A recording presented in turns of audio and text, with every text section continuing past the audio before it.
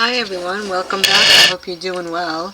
I'm going to put this on my Discharge 2.0 and maybe I'll put this on BitChute. I'm not sure. I need to clean up BitChute. I'm actually doing a whole overhaul on Discharge. I'm actually taking irrelevant videos down because upon further research, I'm the type, I want to keep people on the right track. So if there's videos that I went into things and then I've since corrected myself, then I'm just taking some of those down because I'm like, I want my information to be super fresh, So I'm going to put up this awesome reference. I don't know if you guys have it. For people that don't know, I help people discharge fraudulent debts, help them reclaim their freedom and their presumed lost property, help them understand the monetary system, and I too study the monetary system continually. It's always about that continual education, right guys?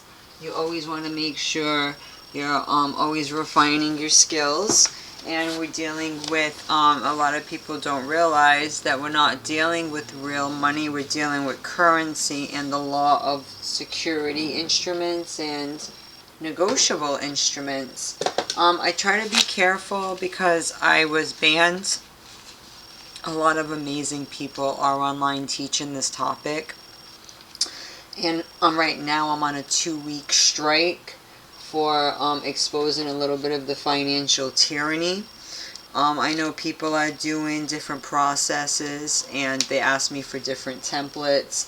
And this is a great PDF. I saved it. I always save great references because, if you didn't know, your bills are actually negotiable instruments. They're part of a bearer bond, but they haven't taught people correctly in these public bobo schools, right? And they teach us to be debtors and not the true creditors that we were born. And if you study the monetary system enough, you'll get what I'm saying. If you don't, then that means you got to go back. Look up Modern Money Mechanics, all the different publications of the Federal Reserve. I think, what is it, Money, Credit, and Velocity is another good one. There's a lot of amazing books out there. Others can give you references as well. But tender for payment is very interesting because a lot of people have tried the accepted for value and trying to send their coupons in for discharge, and I generally have been going into a lot of this lately. I know people are on different levels. There are people showing how to do the 1099s. That's great. I don't want to beat a dead horse kind of thing, so I just give little tidbits, and I'm applying a lot of this stuff behind the scenes. I mean, I was grinding hard. Tonight I'm taking it easy, then I'm going to go back at it hard tomorrow. I already sent out a bunch of stuff. So I'm not just talking the talk, I walk the walk, and I like to share what I've learned and what could help people. So having knowledge is very important because paperwork without knowledge is like faith without works, right? It's totally dead, right? You're not going to get the results you want. So knowledge is everything. Applying that knowledge is very important too, right? You need the follow through. It's the two sides to the coin. So tender of payment is a very powerful tool you can use because when they do not accept your negotiable instrument, there are people saying you don't even want to sign the back of the bills, the coupons, when you try to discharge, because just think about it. Are you signing the back of the money order or a check when you give it to an entity to discharge a payment? Right? Because that's all you can do. Even with a Federal Reserve note, you just have the ability to discharge. That's all we're doing in the system. But a lot of us have been signing the back, and I'm hearing people saying that's not a good idea, and I'm starting to see that that is true. That maybe we would want to leave it alone, right? Leave it alone. Do not sign the back. And send it in the way it needs to be sent in so they can endorse it and monetize it. So I'll make this video super short. I'll put this link in the description. Please avail yourself to it. It's only 22 pages. I just printed it out and I'll read a little bit to you. A tender of payment may be defined as an unconditional offer. Let's see if I can get that just a tad bigger for you. By a debtor or obligor to pay another in current coin of the realm, a sum not less in amount than that due on a specified debt or obligation. Tender of payment typically arises within the law of commercial paper, when a party obligated on a negotiable instrument at its maturity date tenders the sum due to the holder. If tender is refused and the holder subsequently brings suit to collect on the obligation, the party obligated may assert the prior tender as a defense to liability for interest, costs, and attorney's fees accruing on the instrument after the effective date of the tender. Article 3 of the Uniform Commercial Code has codified a tender of payment rule for commercial paper in Section 3-604. Any party making tender of full payment to a holder when or after it is due is discharged to the extent of all subsequent liability for interest, costs, and attorney's fees. The holder's refusal of such tender wholly discharges any party who has a right of recourse against the party making the tender, where the maker or acceptor of an instrument payable otherwise than on demand is able and ready to pay at every place of payment specified in the instrument when it is due, it is equivalent to tender. Okay guys, tender of payment under Section 3-604 has been litigated only infrequently since the enactment of the code. Several reasons may be postulated for this lack of legal attention to tender. First, it may be that tender of payment infrequently arises in modern commercial transactions.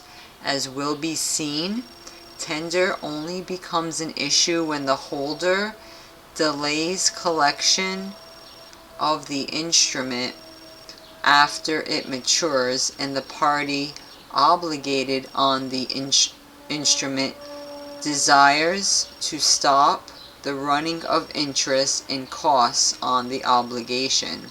And a lot of depends how you look at these debt obligations, right? Because a lot of people had said, right, that these bills are really the dividends that are owed back to us for them using our credit.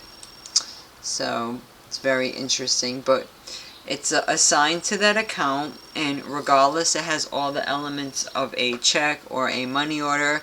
So just look at it that way. If you have to just put paid to, like say it's Capital One on the bill, you would put paid to, right? And then on the front you'd put by administrator, or you know, however you would want to put it, executrix, executor. A lot of people just say you just need to be an administrator because you know what, you are of the legal age of majority. That's what gave you the damn authority, right? And it is your account, so of course, I mean, how are you going to be questioned? Of course it's your account, so you do have the authorization. So that's why you're even doing this process to begin with. But you know, this is a very great reference to put into your paperwork. Say you want to put some type of notice or letter or information, right? with your coupon, letting them know you know what it is, and then at the capacity you're coming in as the administrator. 2, right? You're not the person, right? Let's look up the definition. A lot of people don't understand legal definition of person, because you are not a person. I should do a whole video on that. You are just a man or a woman. Everything else is from the land of Oz. Make believe. So just like on regular checks, when you look at the bottom of a standard check, it says in micro print, authorized representative. And you got to think, authorized representatives of what exactly? So a person is a human being. I got to stop saying that too. It's totally trash. Human rights, all that. Man or a woman. So human is like a shade of a man. It's already like a degrade. It's something made by man. You know what I mean? So person, this all right here, this is your fiction. This is your all cap name. This is your legal personality. This is the graven image that we've taken on that's led to people's enslavement. Just saying. And we're trying to, grab the bull by the horn, so to speak, right? And have control of the estate. That's what we're trying to do. And, showing some competency and learning how to address these commercial attacks on our estate wisely is going to prove that fact. So you got in general usage, just look at the term person and how they use it with human being. Wow. Wow. A being is just like an entity, right? You don't say woman being, man being. So I'm learning that every day, that they use witchcraft on us and sorcery with these words, okay? So when you do that, it's like a creature, like it's already, you're subjugating yourself, okay? And so a human being by statute, however, the term can include, look at that, a firm can be a person, labor organizations, partnerships, associations, see, corporations, legal representatives, okay, see, more fiction, trustees, all these titles, just fiction. So you have to come in as a role, right? And it even goes into illegitimate. Look at the 14th Amendment come up. Just in this alone, you can learn so much. A corporation is a person for purposes of the constitutional guarantees of equal protection of laws and due process of law. Again, person, corporation. So that's how they subjugated people from being free from the 13th Amendment. But we ourselves claim to be that thing, that graven image on your driver's license, on your passport, you know what I mean? So you gotta be like, no, that's not me. Right? That's not me at all. That is a separate entity, that's a person, that's not me. Everybody's so quick to be like, you're a good person, you're a good person. Don't you see that was all deception to get you to call yourself a person? A person, right? It makes you a damn child of the state, which is no bueno, because if they create it, they own it. Ooh, so where is your natural God-given rights there? It's being traded for benefits and privileges. Ooh. So, foreign governments, look at that, otherwise eligible to sue in United States courts are also considered persons entitled to institute a suit for treble damages for alleged antitrust violations under the Clayton Act, 15 U.S.C., subsection 12. Illegitimate children are persons within the meaning of the Equal Protection Clause of the 14th Amendment to the U.S. Constitution.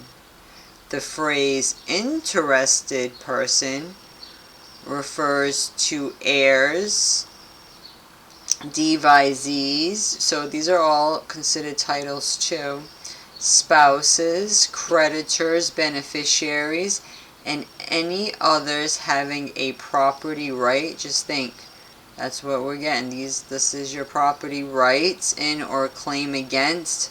What? A trust estate, or the estate of a decedent, ward, which they try to keep everybody under, right? This type of situation, or protected person. It also refers to personal representatives and to fiduciaries. So you got person as a noun, a human being, a corporation treated as having the rights and obligations of a person. Counties and cities can be treated as a person in the same manner as a corporation. However, corporations, counties, and cities cannot have the emotions of humans, such as malice, and are therefore not liable for punitive damages.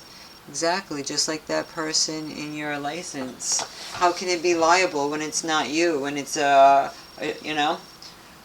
it's a fiction of straw. It's a scarecrow. It's a ruse. Person, the object of legal rights. There are two kinds of legal person. Human beings are simply just a legal person, guys. Look at that. It's in the same category as artificial persons. Terrible. And we've been using that on ourselves. Let's knock that off. Such as corporations.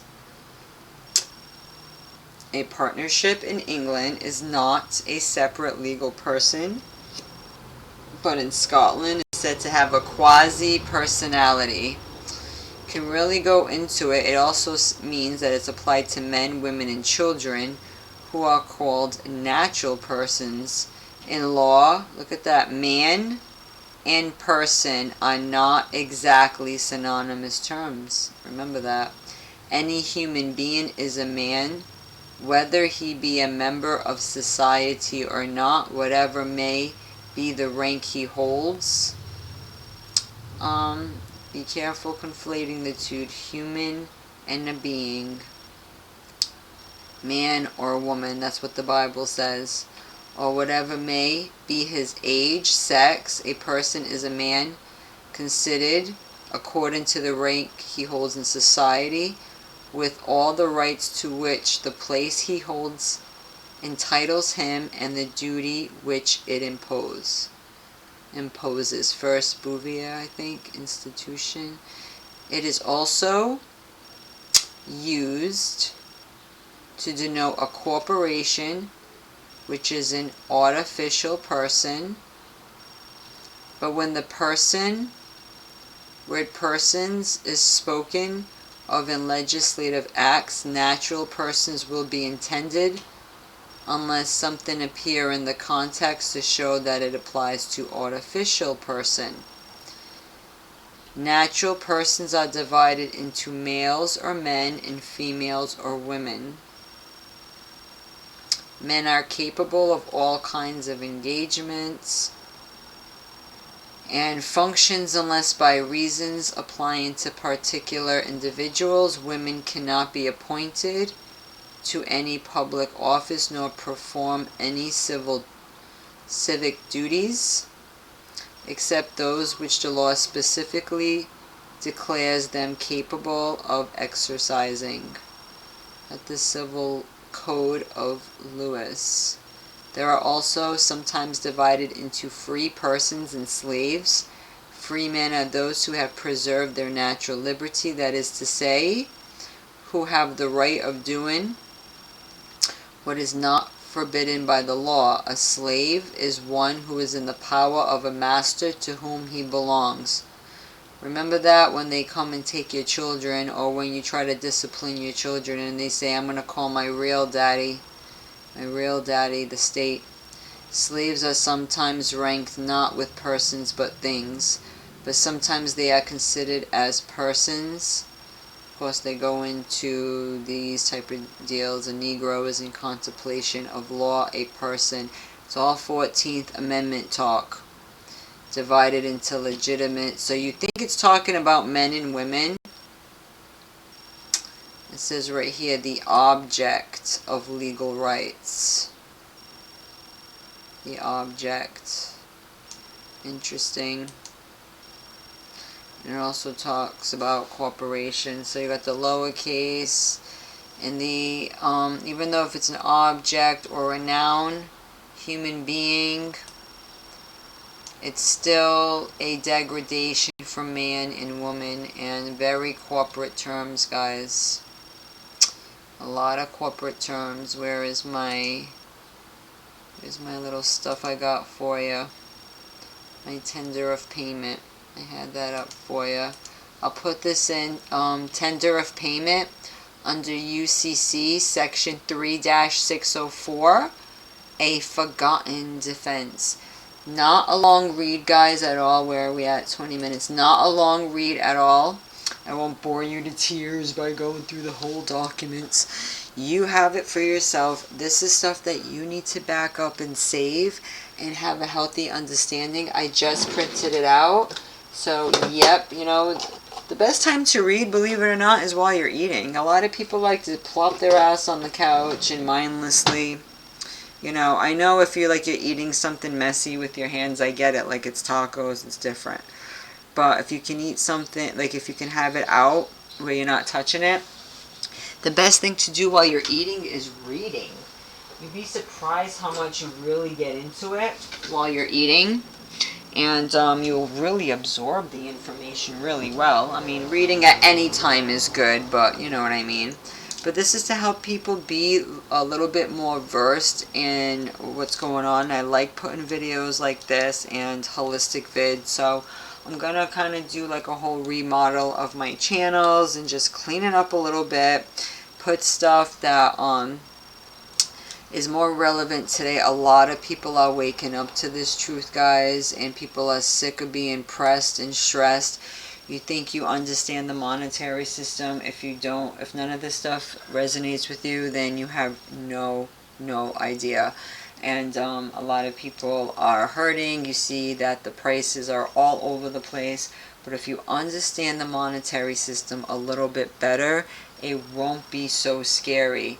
When you realize it's all credits and debits, you know, it's not what you think it is, and there's a system put in place that has been there for our benefit, but we weren't taught how to maneuver in it.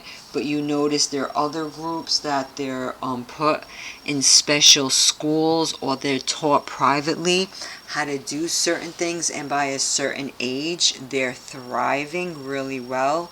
Well, that's what it is. I mean, this is the information the children of the bankers know and the elite families know, you know what I mean? So now we're just doing what they've been doing this whole time, and we're trying to shift the wealth back into the hands of the righteous people that will actually do the work of the Most High, you know, with the time they have left here. So I'm hoping to empower people. In the future, I'm getting my own spot where I have land, and I would like to open up a private school to teach financial literacy, to teach holistic medicine, and to help people, you know, do what they're called to do, what they were born to do, right? With dignity and respect, right? And to truly love thy neighbor like the Most High intended. And of course, love him first and foremost. So tender of payment and person. Remember, you are not a person. Person is a corrupted term, and it's a very dark, legalese, occultish type of realm. And it's fact and fiction. You have the counterfeit and the real, right? You have the satanic side, or you know, the Luciferian side versus the Most High side. And so, you know, he's setting the crooked places straight. So I'm just doing my part. I hope you guys have a wonderful day. I'll talk to you soon. Hopefully, some people will realize that I also have this backup channel, and they'll come check me out here if they need more information. Because I am on a 2-week ban, guys, on Dia Dash. Yep. Sad when you see all kind of atrocities, right? And all kind of vulgarities all over the media airwaves, and yet they're not getting flagged, so you already know what it is. They'll have you learn all kind of stupid shit before they want you to know this type of stuff. That should tell you everything you need to know. Have a wonderful day, guys.